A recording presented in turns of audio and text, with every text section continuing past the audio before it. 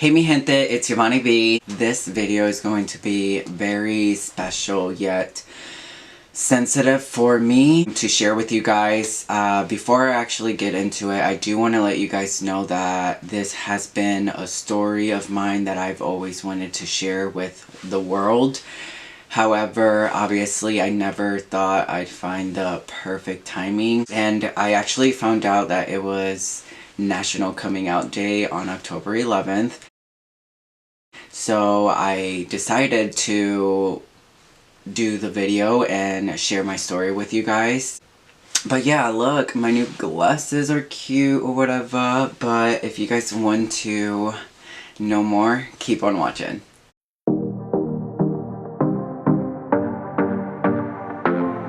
So I decided to take off my glasses because I didn't want to, have that little reflection be distracting. Obviously there's so much more into the story, but I don't want to make this video so long. My goal is to do it 20 minutes or less.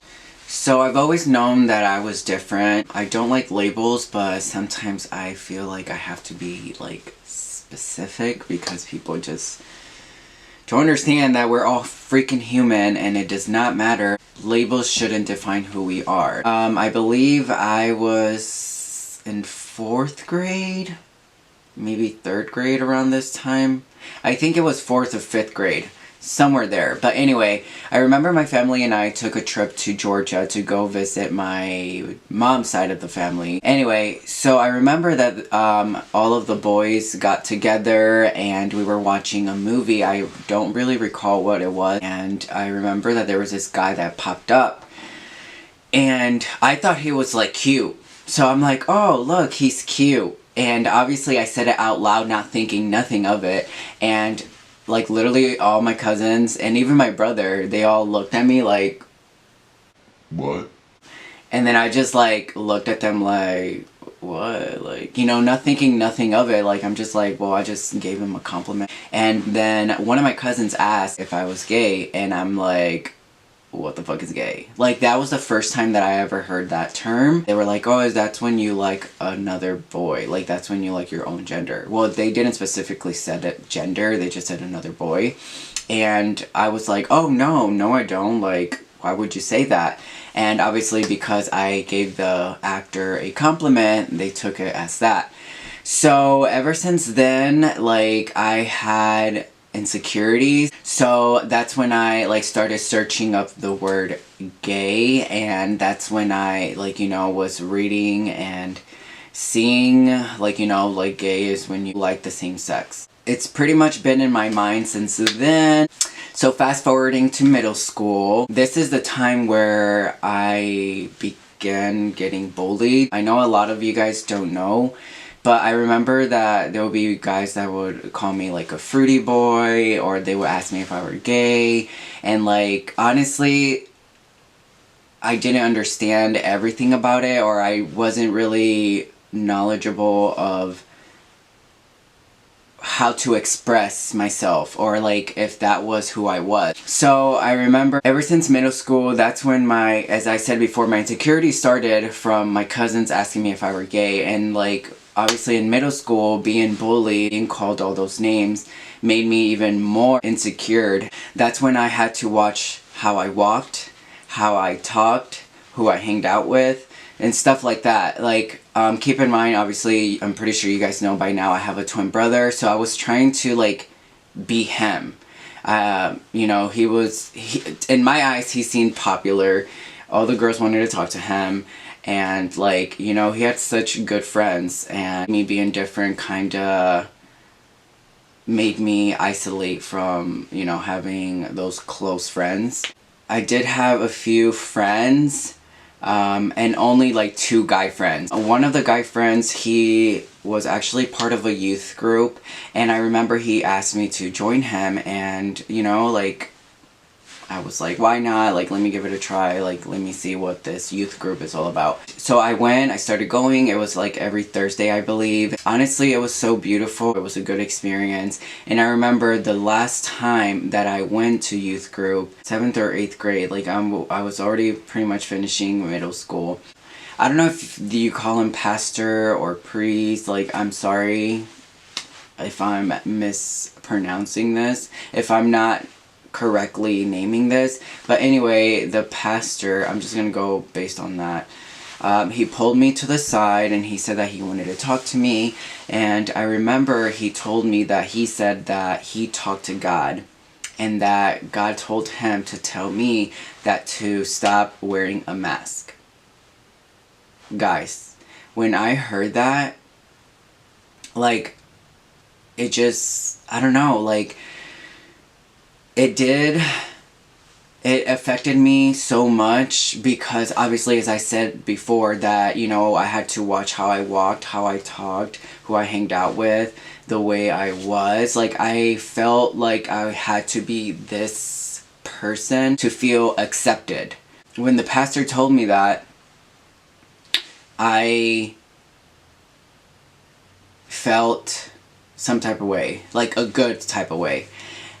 Well, kind of confusing at that time, but so I'm just like, oh, okay, like, okay, thanks. And I remember after the service or whatever, I went home and I started crying because I'm like, oh my gosh, like, is this a sign? Is this telling me, like, you know, like, is this based on, you know, my sexuality?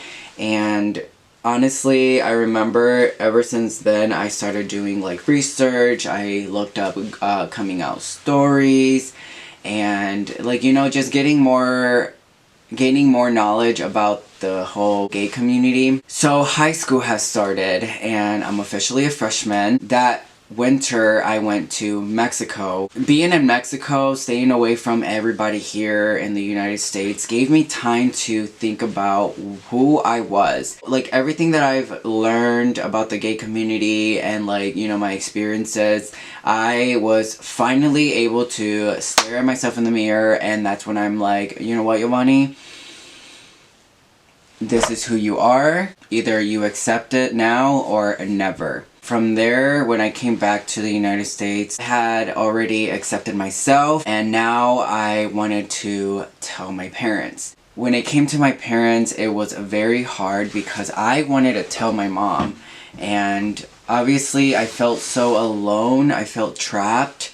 I felt very isolated, and even though I might have been there physically, I personally was not there mentally. And I remember that there was this time where I wanted to tell my mom, and honestly, I feel like maybe I'm wrong, but to this day, I believe that she knew that I was different. And I feel like she just didn't want to accept it then, or like even want to deal with that. Because there would be times where I'm like, hey mom, I want to talk to you. And like she would push me away, like not physically, like, you know, just be like changing the subject. And like, that's what made me even more depressed. And I'm like, well, my mom doesn't want to hear me. And like, you know. And I do want to let you guys know that I did come out to my cousin. Her name is Brenda. Shout out to you. She was the first one that I did tell that, you know, I was gay. And besides her, like, I was trying to tell my mom. It just got to the point where it was just so hard on me. I was just fed up one day. I went in my room. At that time, I didn't have a lock in my room, so I closed my door. And I thought it was just best for me to just get rid of myself. So I grabbed a wire and I was planning to hang myself. So I grabbed the wire and I wrapped it around my neck. I just let myself go. Sorry guys, I didn't mean to cry, but it just makes me relive that moment. Oh my god, I'm sorry. And for me to look back and think about how I almost ended my life because of how I was feeling. And I wouldn't want anybody to ever feel like this. I was already feeling like choking. I was choking. I don't know, like my mom happened to come in the room and she saw me and she pulled me down. So then that's when I got oxygen back, and she started crying, and that's when she's like, why are you doing this? And like I just started crying because I'm like, I don't know, like, you know, like I literally almost ended my life, guys, because I felt the way I felt. Sorry guys, I had to stop the camera. I just needed some time to, you know, like fully just let everything out. I didn't realize how much that still affected me to this day. So for me to share this story to you guys, as I said before in the beginning, that this is very special yet very sensitive for me to share with you guys. So I just need a couple minutes. But anyway, so I intentionally wanted to tell my mom first and then work myself with my dad and then like my brothers. Well, anyway, so there was this one time where I'm just like, you know what, Mom, I have to tell you something. And she's like, whatever you have to tell me, you can tell your dad. So she said it loud enough for him to hear it. That's when he's like, what's going on? My mom was sitting over here in the couch. My dad sat in front of me in the table, and I'm sitting over here, and I remember like it was just too much, and I'm like, hold on. So then that's when I ran downstairs and I grabbed my twin brother and I told him to come with me. So he's sitting next to me, and like I couldn't like say anything. I thought that I was going to lose my parents and my family in a flash. And that's when I told my parents like I'm different, and they're like, what do you mean you're different? I'm different from my brothers. And like obviously like it was hard because like I didn't know what to say, like to say the term like, oh, I'm gay, or like, you know. So it was just a weird silence, and then I'm like, I'm different, like I like boys. And then obviously that just made the whole conversation awkward, like it just silence. And that's when I'm like, I was scared to tell you guys because I thought that I was going to lose you and you guys were gonna kick me out. And then that's when my mom started crying. She was like, you know, like, I'm sorry you felt this way. Like, you know, God brought you to the world like this, and I don't ever want you to feel like you're not loved. You're my child, and you will forever be my child, and I love you the way that you are.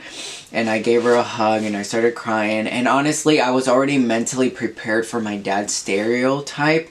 And my dad just pretty much asked me if there were any medication for it, and like I kind of just ignored it and whatever. I went to my room and I just, you know, just went in my room and I fell asleep. And then the next morning my dad woke me up and he pretty much just apologized. I'm pretty sure my mom talked to him about it, and he was just like, you know what, like this is new to me, like I don't know what to do, like I'm sorry that I offended you, I love you just the way you are, and you're still gonna be my child regardless. That was such a relief for me because I'm like, as long as my parents, they love me, that's all that matters to me at this point.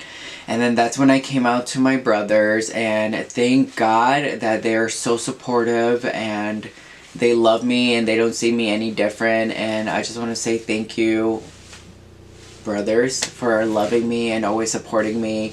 And I just appreciate you guys, and I appreciate my family for just everything. I thank God for blessing me for such a supportive family. I had to educate my family because they thought that I was going to transition into a female, and I just told them that no, I'm just going to be the same, and that the only difference is that I'm honestly going to be with a guy. Like that's it. Like I'm going to have a guy that's going to be my partner.